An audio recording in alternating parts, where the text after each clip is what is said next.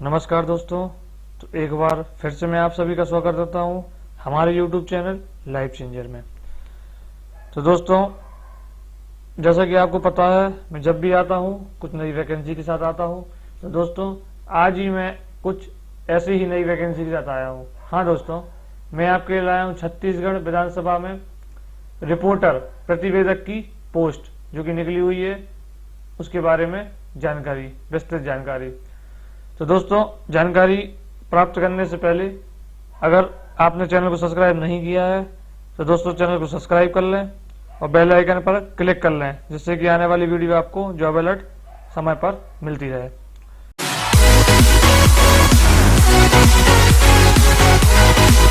तो शुरू करते हैं दोस्तों आज का वीडियो। सबसे पहले दोस्तों, जैसा कि आप देख रहे हैं, ये छत्तीसगढ़ विधानसभा की ऑफिशियल साइट है। इसमें जैसा कि आप देख पा रहे हैं, छत्तीसगढ़ विधानसभा सचिवालय में रिक्त प्रतिवेदक के पद में भर्ती का विज्ञापन आया हुआ है। इसके ऑनलाइन आवेदन 5/5/2020 से प्रारंभ हो चुके हैं दोस्तों। इसकी अंतिम तिथि 30/5/2020 है। इसके बाद दोस्तों आता है क्वालिफिकेशन क्या होने वाली है, नियम व शर्तें, इसकी हम संपूर्ण जानकारी देख लेते हैं दोस्तों। तो दोस्तों, जैसा कि मैंने बताया, इसकी 5 तारीख से आवेदन स्टार्ट हो चुके हैं। इसके बाद परीक्षा शुल्क की बात करते हैं दोस्तों। तो परीक्षा शुल्क सामान्य वर्ग के लिए 350 रुपये है, अन्य पिछड़ा वर्ग ओबीसी कैटेगरी के लिए 250 रुपये, SC/ST कैटेगरी या डिसेबिलिटी पीएच कैंडिडेट के लिए, निःशक्तजन के लिए 200 रुपये है। इसके बाद कुल पोस्टें दोस्तों इसमें 8 होने वाली हैं, जिसमें SC कैटेगरी के लिए 3, ST कैटेगरी के लिए 4, ओबीसी के लिए 5,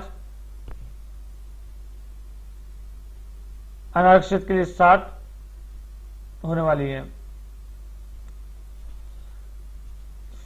इसके बाद टोटल 8 पोस्ट हैं दोस्तों। इसके बाद इसका वेतनमान 56,100 रुपए से लेके 1,77,500 लेवल 12 का होने वाला है। इसके बाद अन्य जानकारी देख लेते हैं दोस्तों। तो आरक्षण संबंधित जानकारी, जैसे कि किसको आरक्षण मिलने वाला है, इसकी हम आगे बात करेंगे। इसके बाद इसमें दोस्तों छत्तीसगढ़ के जो राज्य के लोग हैं उनको इसमें आरक्षण मिलने वाला है। जो छत्तीसगढ़ के बाहर के राज्य के लोग हैं या जो आवेदन करेंगे, तो उनको इसमें कोई भी आवेदन में मतलब कोई भी लाभ मिलने वाला नहीं है दोस्तों, वो अनारक्षित ही माने जाएंगे। इसके बाद पात्रता, कुछ पात्रता रखी गई है। तो प्रतिवेदक पद के हेतु आवेदक को भारतीय नागरिक होना चाहिए। कोई भी उम्मीदवार जिसने विवाह के लिए निर्धारित न्यूनतम आयु से पूर्व विवाह कर लिया हो तो नियुक्ति के लिए पात्र नहीं होगा दोस्तों। फिर पद के लिए न्यूनतम शैक्षणिक तकनीकी अर्हता, तो जैसा कि दोस्तों ग्रेजुएशन बेस पे है तो ग्रेजुएशन होना अनिवार्य है। तथा इसमें एक बात यह है कि ग्रेजुएशन के साथ साथ दोस्तों आपका स्टेनो, हिंदी स्टेनो भी होना अत्यंत आवश्यक है, जिसमें आपकी स्पीड 140 शब्द प्रति मिनट होना अनिवार्य है मिनिमम। तो 2 बातों का ध्यान रखना होगा दोस्तों। अगर 2 बात आप ये क्वालिफाई करते हैं तो आप भरने का फॉर्म सोच सकते हैं।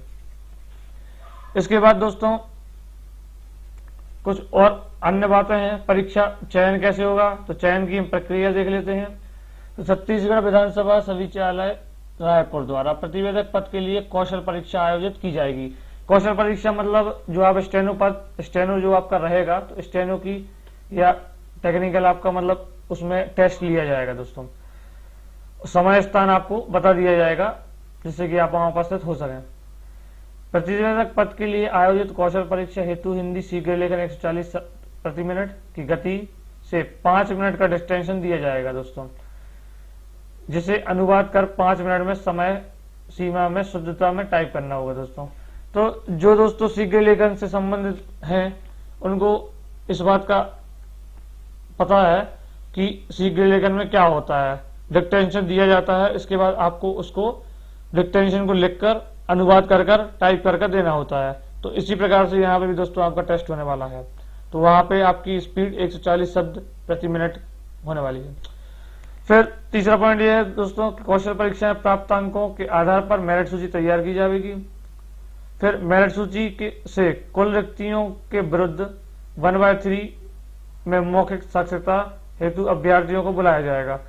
तो दोस्तों अगर आप पहला राउंड शीघ्र लेखन का क्वालिफाई कर लेते हैं तो फिर इसके बाद आपको इंटरव्यू के लिए बुलाया जाएगा। फिर कौशल परीक्षा एवं मौखिक साक्षरता के प्राप्त अंकों को मिलाकर फिर दोस्तों शीघ्र लेखन में जो आपके नंबर आए हुए हैं और जो आपने इंटरव्यू दिया हुआ है, दोनों को मिलाकर एक मेरिट सूची तैयार होगी, जिसके आधार पर आपका चयन होने वाला है दोस्तों। इसके बाद दोस्तों यहाँ पे यात्रा व्यय की बात करी गई है। तो दोस्तों जो छत्तीसगढ़ में रहने वाले लोग हैं और वो अनुसूचित जाति, अनुसूचित जनजाति या अन्य पिछड़ा वर्ग के हैं, तो उनको शासन द्वारा यात्रा व्यय या यात्रा भत्ता जिसे बोला जाता है, तो उसका भी भुगतान किया जाएगा उनके लिए। तो उसकी भी कुछ प्रोसीजर है, तो वो आपको फॉलो करनी होगी।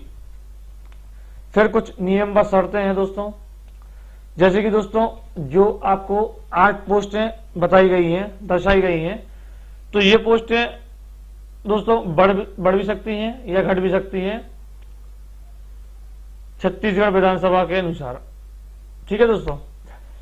इसके बाद दोस्तों सभी श्रेणियों में राज्य शासन द्वारा निर्धारित आरक्षण रोस्टर का पालन करना होगा। तो यहाँ पे दोस्तों यहाँ पे एक नई बात आई है, आरक्षण रोस्टर का यहाँ पे आपको पालन करना होगा, किसी भी श्रेणी के आप हो।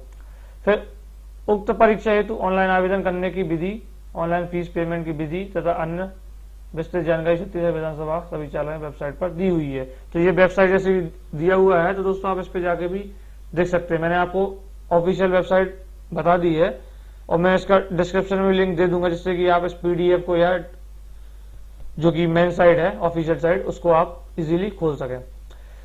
फिर दूसरा दोस्तों, आवेदन करने की तिथि को आवेदक के समक्ष आवश्यक प्रमाण पत्र जीविक वैध होना अनिवार्य होगा। आवेदन भरने के संबंध में आवश्यक सावधानी बरतें। दोस्तों जैसा कि प्रत्येक फॉर्म में मैं आपको बताता हूं कि फॉर्म आप सावधानी पूर्वक भरें, ऐसा ही इस फॉर्म में है दोस्तों। फॉर्म में करेक्शन की कोई भी आपको व्यवस्था नहीं दी गई है इस फॉर्म में, तो फॉर्म को आप बढ़िया से भरें। फॉर्म का प्रोसीजर कुछ इस प्रकार है कि पहले आपका इस फॉर्म के लिए रजिस्ट्रेशन होगा। रजिस्ट्रेशन का जो आईडी पासवर्ड आपके मोबाइल पे आने वाला है, उसके बाद उस आईडी पासवर्ड की हेल्प से आप लॉगिन करने वाले हैं और लॉगिन से आप पेमेंट करेंगे और फर्दर आप फॉर्म भरने वाले हैं। ठीक है दोस्तों, तो ये इसकी प्रोसीजर है। इसके बाद दोस्तों आयु सीमा, तो आयु सीमा की बात करेंगे हम अगर, तो आयु सीमा 21 से 45 वर्ष रखी गई है, जिसकी गणना आयु की गणना 1/1/2020 दिनांक को होगी।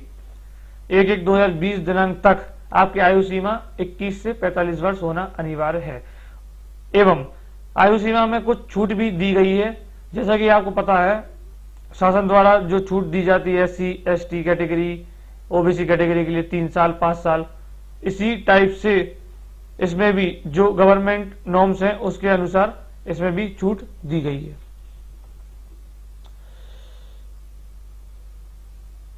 ठीक है दोस्तों, जैसा कि मैंने बताया, अगर अनुसूचित जाति, अनुसूचित जनजाति या अन्य पिछड़ा वर्ग में आते हैं, अगर नॉन क्रीमी लेयर में, तो उसे आयु सीमा में 5 वर्ष की छूट दी जाएगी। ठीक है दोस्तों, तो इस टाइप से आप इसमें नोटिफिकेशन में और कुछ पॉइंट्स देख सकते हैं जो आपको अगर समझ में ना आए हो